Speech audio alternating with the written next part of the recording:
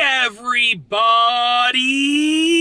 I'm here today to tell you about 6 secrets for test driving a new car. That's right. These are some test driving secrets that you should absolutely be aware of. And I'm a professional test driver. Let me tell you, I've test driven many cars over my years of this channel and over my years of sort of loving cars. So I sort of developed these secrets over the years. So let's get right into it because I want to share the secrets with you. Number 1 is take it for an extended test drive. And by extended test drive, I mean one of 2 things. Number 1 is like at least a half an hour or longer, okay? Or number 2 is overnight. I've test driven cars overnight, believe it or not. Nice luxury sports cars overnight, okay? The key is that you got to get in good with the dealership and the salesperson, and you have to actually be interested in buying the car, okay? Now, granted, when I took these cars overnight, I was actually interested in buying them, okay? I really was considering buying these cars, one of them at least. And they wanted me to buy from them because the profit margin on luxury sports cars is actually really high. However, I ended up changing my mind, and that's completely legitimate. That's the honest truth. I ended up changing my mind and allocated my money elsewhere, and I made them a promise. I said, if you guys are still working here in 5 or 6 years when I'm actually gonna buy these cars, when I got, 6 times the amount of money that I had, that was a great investment that I did and great way of allocating my money that I can end up buying 6 of those cars if I want to in the future. I'll buy it from you. So you gotta be honest. Just be honest and earnest with them, okay? But if you really are convinced that you might buy the vehicle, then you can take it for a test drive overnight. Just ask them, and if they won't allow you to do it, go to a different dealership. Someone's gonna allow you to do it. Number 2, okay? Test drive it like you would regularly drive it. When my wife and I bought our SUV, which is a Honda CR-V, 2017 CR-V EXL, love that vehicle, by the way.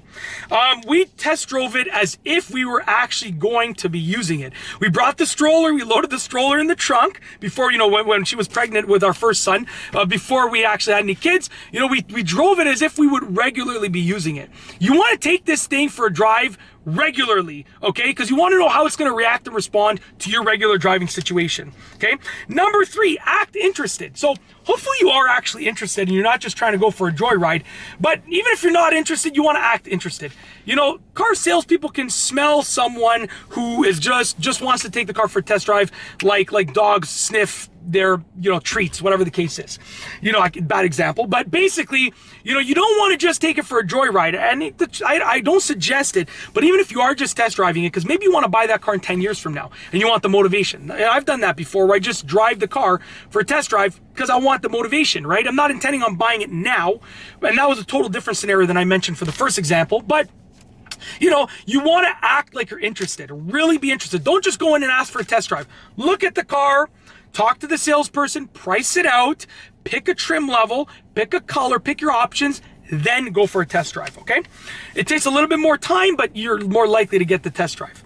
Number 4, test drive the trim level that you're actually interested in buying. So if you're interested in buying a lower trim level, the lowest trim level, the base model of a car, don't go test drive the highest trim level because you're going to fall in love with it. It's going to be hard for you to go to the lowest trim level. Also, different trim levels have different engines in them. So if you test drive the sport model with a higher end engine and you're buying a base model, base level trim of the vehicle, it's going to feel completely different. It's going to respond completely differently.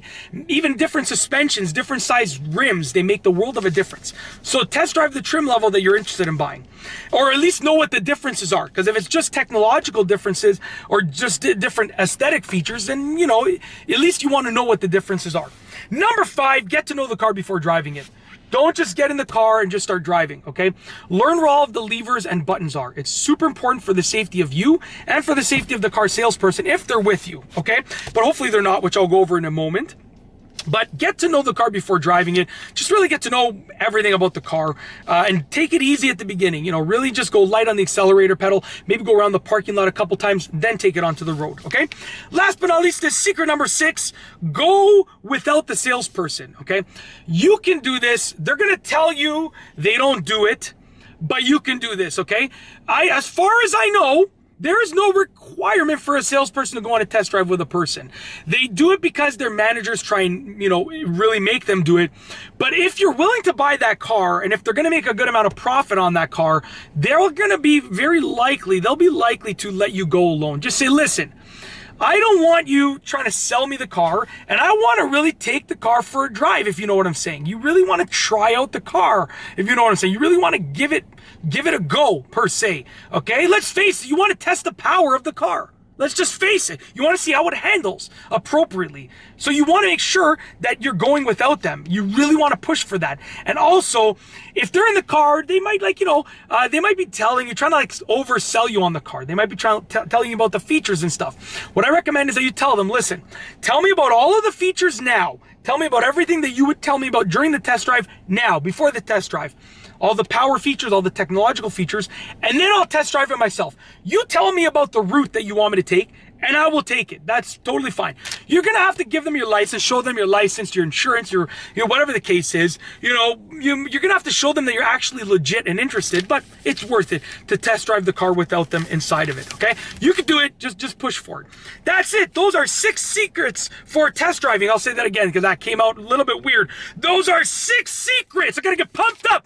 Those are 6 secrets for test driving a new car. If you like this video, please be sure to give it a thumbs up. Let me know what you think down below as a comment. And of course, be sure to subscribe for more great car and driving videos just like this one. And that's all I have for you today. Thanks for watching.